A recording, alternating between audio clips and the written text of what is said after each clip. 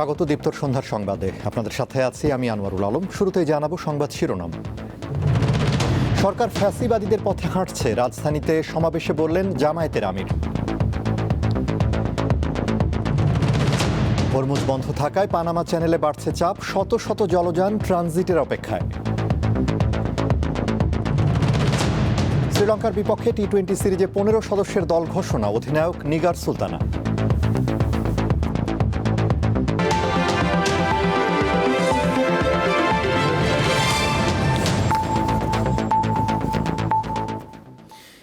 BNP সরকার ফ্যাসিবাদীদের পথে হাঁটা শুরু করেছে বলে অভিযোগ করেছেন জামায়াতে ইসলামীর আমির ও জাতীয় সংসদের বিরোধী দলীয় নেতা শফিকুর রহমান।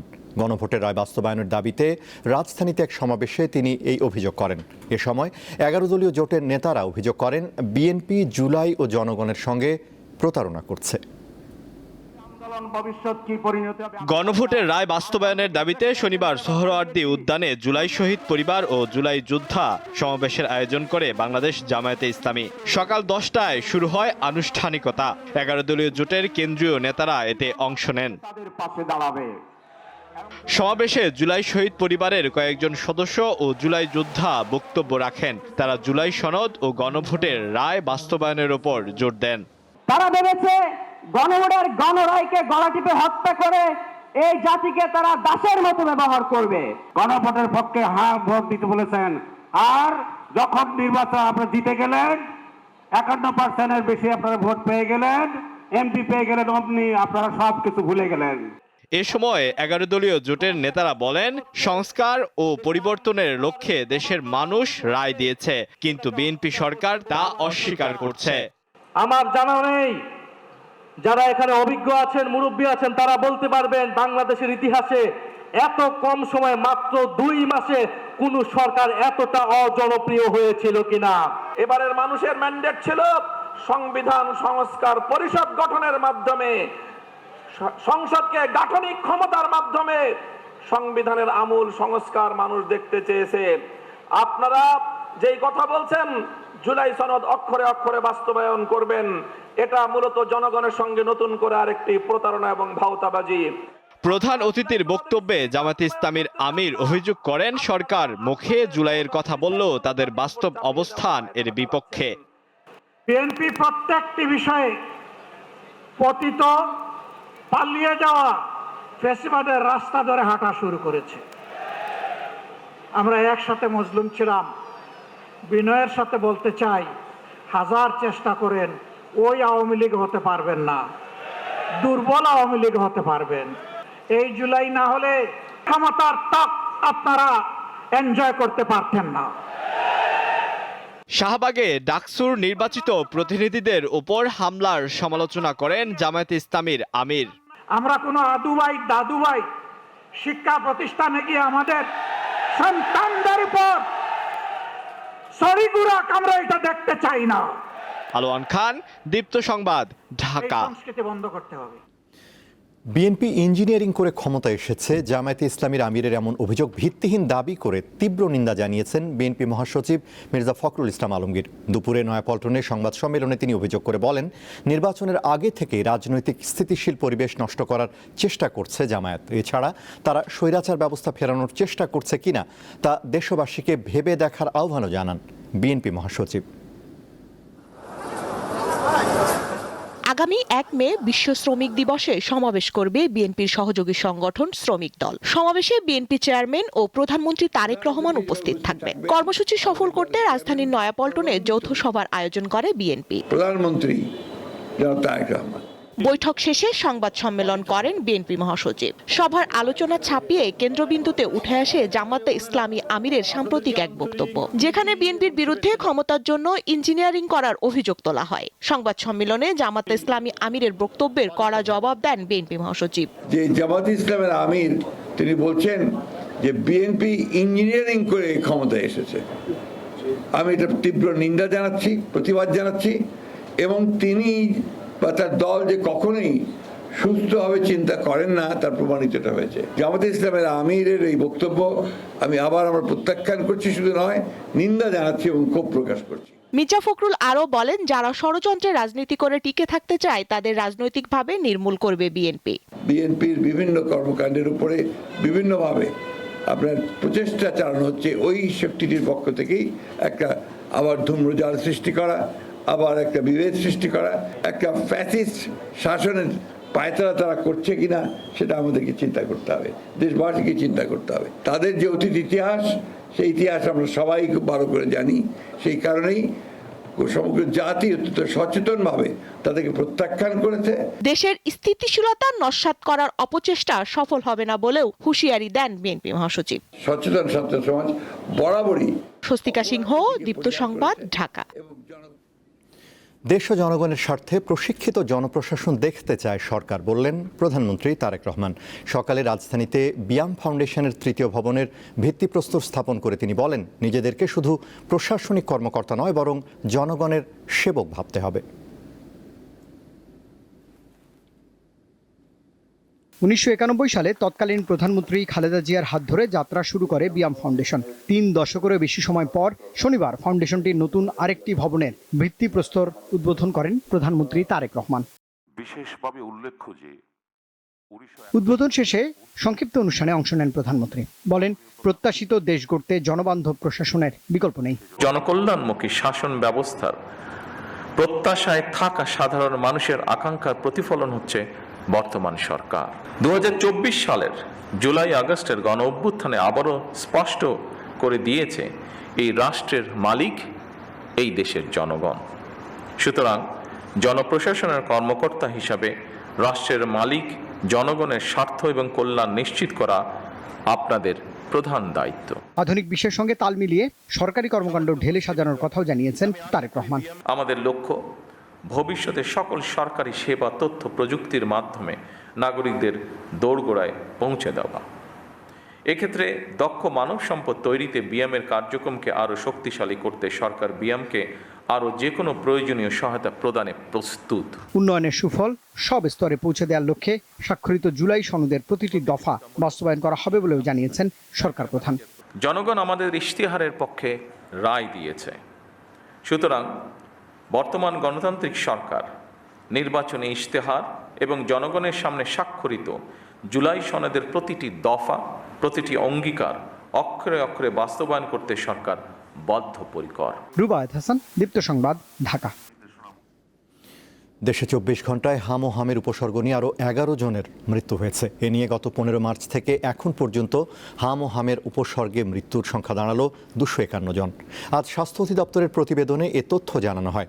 একই সময় সারা দেশে 1058 জন রোগী হামের উপসর্গ নিয়ে হাসপাতালে ভর্তি হয়েছেন। এদের মধ্যে 229 জনের শরীরে নিশ্চিত হামের সংক্রমণ পাওয়া গেছে। স্বাস্থ্য অধিদপ্তরের প্রতিবেদন বলছে, এখন পর্যন্ত দেশব্যাপী 30,607 জন সন্দেহভাজন হাম রোগী শনাক্ত হয়েছে। তাদের মধ্যে চিকিৎসা শেষে হাসপাতাল থেকে সুস্থ হয়ে বাড়ি ফিরেছেন 17,081 জন।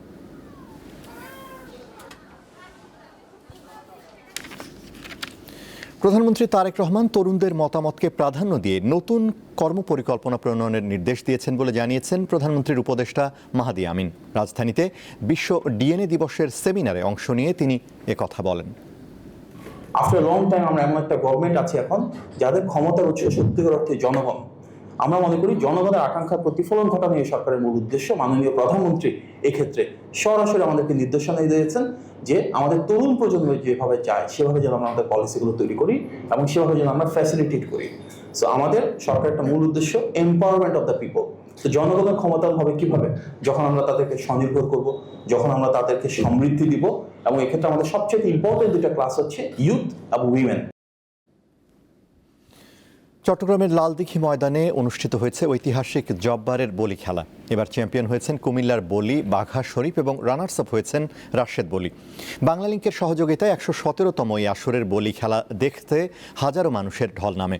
নগরীর লালদিঘি ময়দানে বিকেল 3:30টায় শুরু হয় এই খেলা। চট্টগ্রামের সংস্কৃতির অবিচ্ছেদ্য অংশ বলি খেলায় শ্রেষ্ঠত্বের লড়াই নামেন ঢাকা, কুমিল্লা, রাঙামাটি, কক্সবাজার সহ দেশের খ্যাতিমান বলিরা।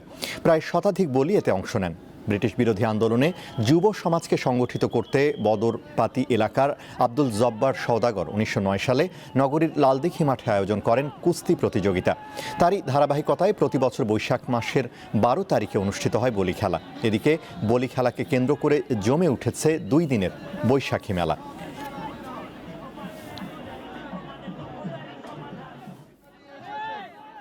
যুক্তরাষ্ট্রের ফ্লোরিডায় নিখোঁজ বাংলাদেশি শিক্ষার্থী লিমন ও বৃষ্টি দুজনই মারা গেছেন। এর মধ্যে লিমনের মরদেহ উদ্ধার করেছে পুলিশ। আটক করা হয়েছে প্রধান সন্দেহভাজন ও লিমনের রুমমেট হিশাম আবু গারবি নামের একজনকে। পুলিশের ভাষ্য, বৃষ্টির মৃত্যুর কথাও জানিয়েছে হিশাম, তবে এখনও তার মরদেহ উদ্ধার হয়নি। যুক্তরাষ্ট্রে 17 এপ্রিল নিখোঁজ হন জামিল আহমেদ লিমন ও নাহিদা সুলতানা বৃষ্টি। দুজনই ইউনিভার্সিটি অব সাউথ ফ্লোরিডার পিএইচডি শিক্ষার্থী।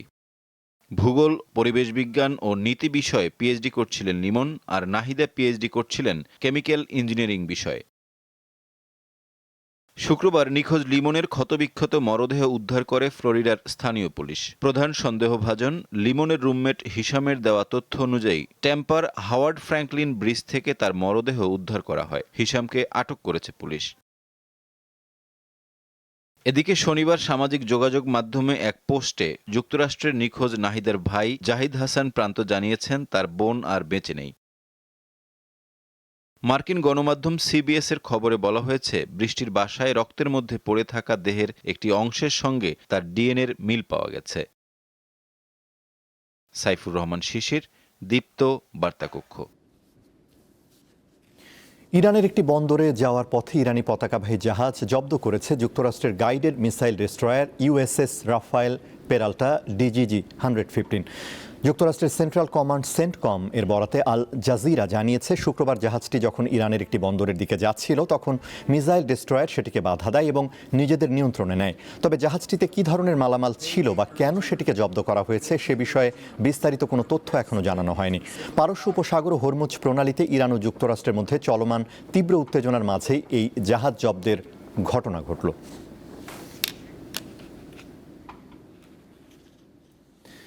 মধ্যপ্রাচ্য সংঘাতের ফলে হরমুজ প্রণালী বন্ধ থাকায় পানামা উপসাগরের উপর চাপ বেড়েছে। বিপুল পরিমাণে জাহাজ আটকে পড়েছে এই চ্যানেলে।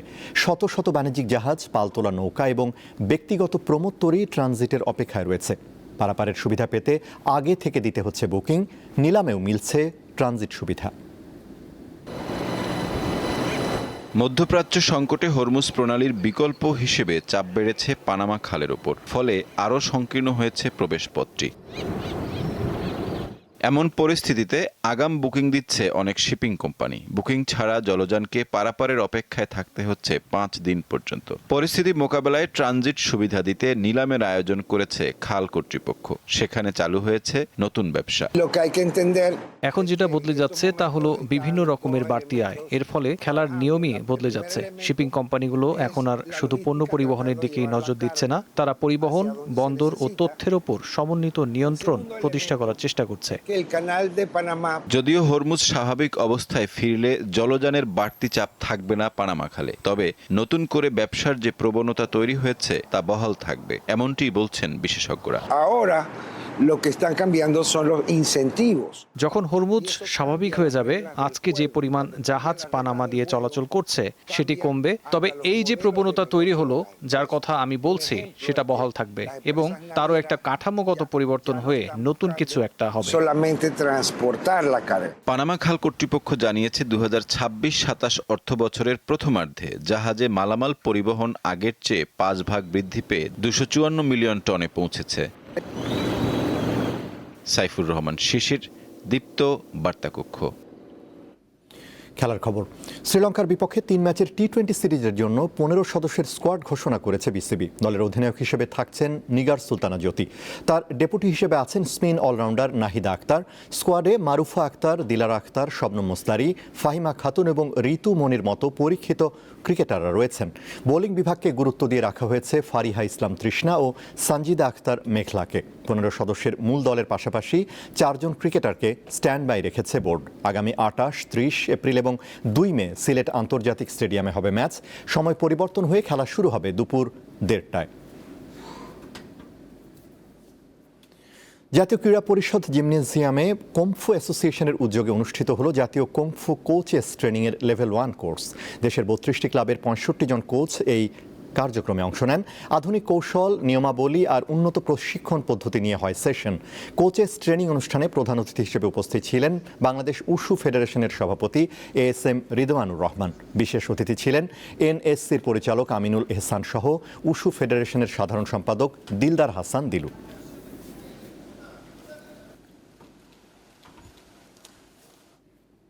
শেষ করব দীপ্তর সন্ধ্যার সংবাদ, তার আগে সংবাদ শিরোনামগুলো জানাবো আরও একবার।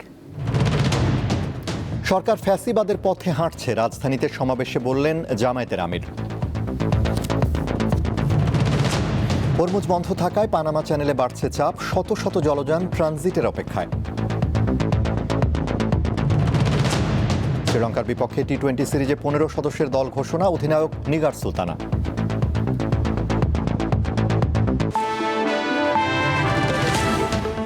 এই ছিল এখনকার মতো। আমাদের পরবর্তী দীপ্ত সংবাদ রাত 11টায় দেখার আমন্ত্রণ। এছাড়া আরও তথ্য বিনোদনের খবর পেতে যুক্ত থাকুন দীপ্তর ডিজিটাল প্ল্যাটফর্মগুলোতে। ধন্যবাদ।